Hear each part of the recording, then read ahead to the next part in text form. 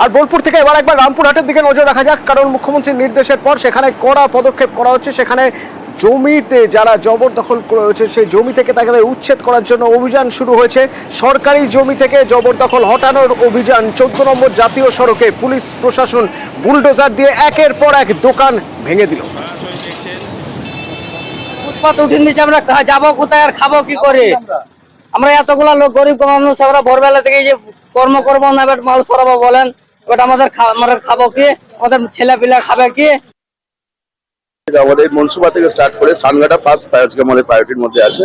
Central line থেকে দুদিকে 50 metre ডিস্টেন্সের মধ্যে যেগুলো পড়ে যাচ্ছে সেগুলো এনএইচ একটা গাইড হচ্ছে, এবং কিছু কিছু ল্যান্ড আছে যেগুলো 50 ফিট বোথ সাইড সঙ্গে, সেক্ষেত্রে ম্যাপে আমরা যদি দেখি সেখানে ডিস্ট্রিক্ট কোর্ট আছে, তাহলে দুটো ডিপার্টমেন্ট একসঙ্গে কম্বাইন্ড অপারেশন করছে।